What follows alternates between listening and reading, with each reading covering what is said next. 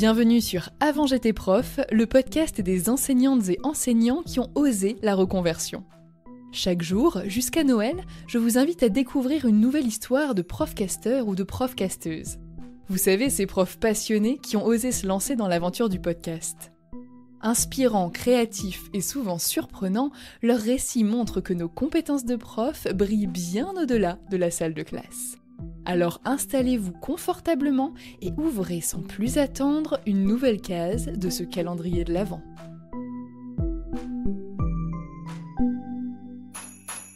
Bonjour, je m'appelle Nadège. Je vis dans le sud-ouest de la France, dans un petit village à 20 minutes environ de Toulouse. Je suis enseignante de lettres classiques pour le niveau collège depuis 1999 et je vous accueille au Jardin d'Hespéris dans une ambiance chaleureuse, hougue et cosy. Je tiens à remercier Florence pour sa proposition et son invitation dans cet original calendrier de l'Avent. Et c'est parti, je vais me présenter et vous dire comment je suis arrivée à tisser au Jardin d'Hespéris entre antiquité et modernité. Alors, ma passion pour les langues et cultures de l'Antiquité vient de ma professeure de français qui, à la fin de l'année scolaire de 6e, nous a initiés au grec. J'ai adoré les paysages de la Grèce, sa culture, son histoire, son patrimoine, sa richesse et son élégance jusque dans son alphabet, très esthétique et même artistique. Puis 2 ou 3 ans après, j'ai croisé les fils de la culture et de la langue latine pour plonger plus profondément encore dans un panorama complet du berceau antique. Et puis, je m'en suis nourrie jusqu'à en être passionnée, dévorer des livres, vouloir en faire mon métier pour le diffuser auprès des plus jeunes, comme des graines semées, prêtes à germer ensuite. Et chaque année, de la 5e à la 3e, 2 groupes de chaque niveau se succèdent dans ma salle de classe, soit sur une tranche de 3 années, 100 à 120 élèves qui repartent du collège avec leur bagage antique et qui me disent très souvent qu'ils ont compris, aimé ce tissage antiquité-modernité que j'insuffle dans mes cours et qui pour moi est la base, l'essence, le suc de la vie et même de l'enseignement des lettres antiques. Alors ces élèves choisissent pour certains de poursuivre l'apprentissage au lycée, pour d'autres non, mais ils me disent quand ils reviennent nous voir combien ils se souviennent de ces cours interactifs, vivants et passionnés qui les ont interpellés dans leur vie adolescente, qui ont fait écho à leurs propres questionnements à l'époque. Et là, pour moi, c'est gagné.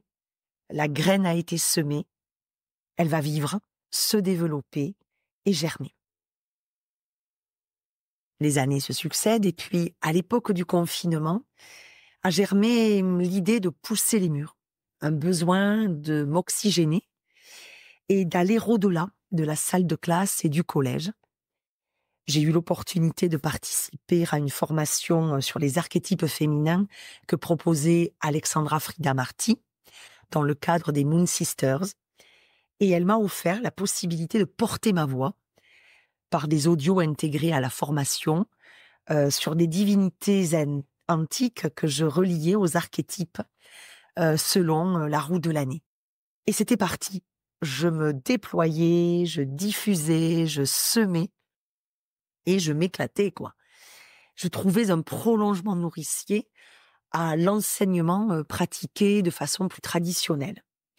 Et poussée par les retours positifs et enthousiastes que j'avais, j'ai dédié sur Instagram un espace spécial tissage antiquité et modernité. Le Jardin d'Hespéris était né. Alors, entre publications et podcasts d'épisodes reliés aux lunaisons, aux saisons, aux fêtes et sabbats de la roue de l'année, j'ai alimenté le Jardin d'Hespéris et je me suis littéralement prise au jeu. Et lors d'un épisode que je confectionnais sur Athéna, déesse qui n'est pas simplement dédiée au domaine de la guerre diplomatique, mais qui se dévoue aussi au domaine du tissage et de l'artisanat, m'est venue comme une véritable fulgurance l'idée d'aller encore plus loin dans mon tissage et dans ma vision de relier les deux, antiquité-modernité, encore plus concrètement. Et là, j'ai fait un truc dont je ne me croyais pas capable, que je n'avais jamais fait auparavant. Je démarche des tisseuses et des tisseurs dont je suis les comptes sur Instagram, que j'ai pu croiser lors d'ateliers ou de formations. Et je leur demande, en leur expliquant le projet, de participer à un nouveau cycle du podcast au Jardin d'Hespéris. Donc, ils se présentent, ils présentent les ouvrages qu'ils tissent, alors certains avec le yoga, avec les plantes, avec la sophrologie, avec la photo, d'autres avec des rituels et produits de beauté éthiques et naturels, et même de vrais tisseuses et tisseurs qui exercent ce métier ou qui l'ont exercé par le biais de la couture, ou qui ont été dans leur enfance plongés dans l'atelier de couturier de leurs parents. Et je me retrouve dans un tissage ultra concret à échelle humaine.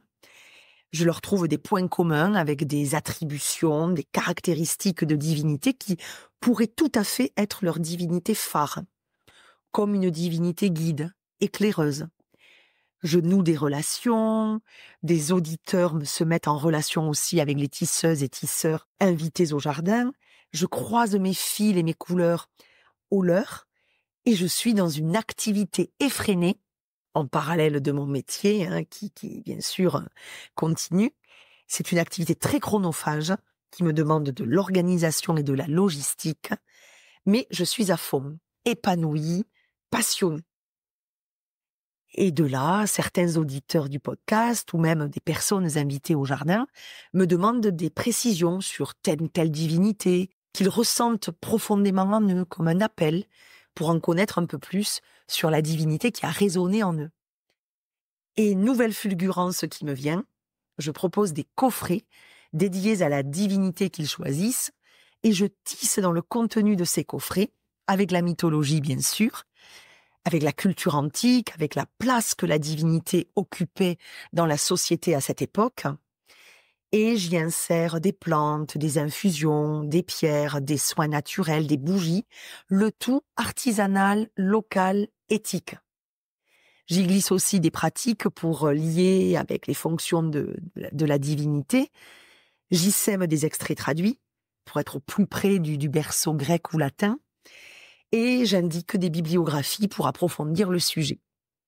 Je me régale à confectionner ces coffrets que je perçois comme de véritables écrins. Puis je suspends l'activité du jardin pour un peu reprendre mon souffle.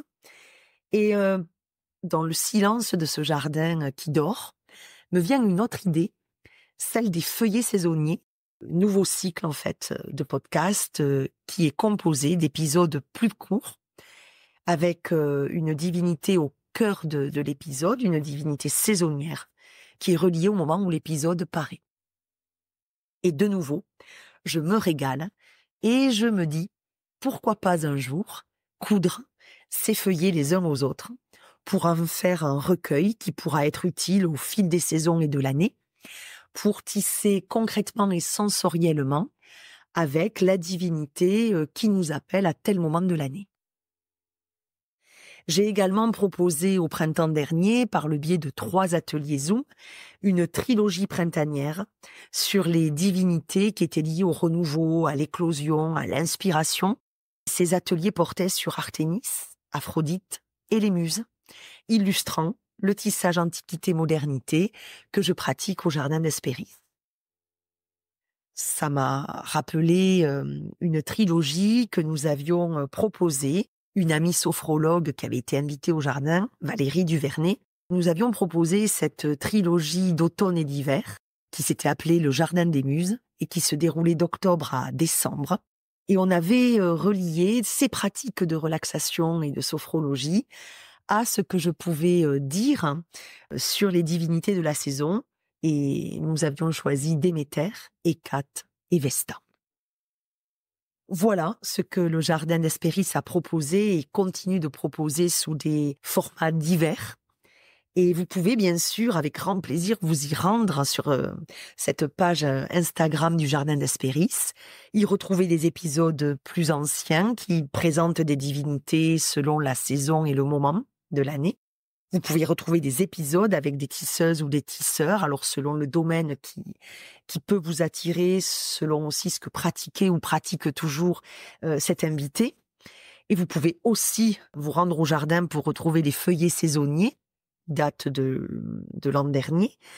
Et aussi, tout simplement, vous pouvez y lire les publications du jardin. J'alterne entre des moments de rythme plus soutenus et des moments plus silencieux et doux. C'est un espace qui, pour moi, me régénère et me ressource. Un espace havre de paix que je souhaite animer et alimenter encore et encore en me renouvelant. Voilà. J'espère vous avoir donné envie de faire un saut au jardin, de le visiter. En tout cas, merci beaucoup pour votre écoute. Et merci encore à toi, Florence, pour ton invitation. Je vous souhaite une belle fin d'année 2024 et de douces fêtes de fin d'année à vous tous. Merci d'avoir écouté cet épisode d'Avant j'étais prof. N'oubliez pas de vous abonner pour ne pas manquer les prochains. Si cette case du calendrier de l'Avent a réveillé en vous l'envie de prendre un micro, sachez que je viens de jeter un œil dans ma hotte et que j'ai peut-être ce qu'il vous faut. 30 jours pour créer ton podcast, ça vous parle ? C'est la formation en ligne que j'ai créée avec ma collègue Solène pour faire le lien entre mon amour pour l'enseignement et ma passion pour le podcast. On y a déjà formé une 20aine d'élèves et la majeure partie d'entre eux sont ou ont été profs. On y propose 30 leçons, 30 exercices, des tutos, des templates et une communauté privée pour vous aider à avancer pas à pas dans la création de votre émission. Thématiques, formats, identité sonore et visuelle, matériel et logiciel, enregistrement, hébergement, diffusion, statistiques ou encore communication, tout cela n'aura bientôt plus de secret pour vous. Pour en savoir plus, rendez-vous sur le site formationpodcast.podia.com et comme c'est bientôt Noël, j'ai glissé une petite surprise dans la description de cet épisode. Chaque prof invité dans ce calendrier possède un code promo que vous pouvez utiliser. Ainsi, vous bénéficiez de 10% de réduction sur l'intégralité du programme tout en soutenant un profcaster ou une profcasteuse.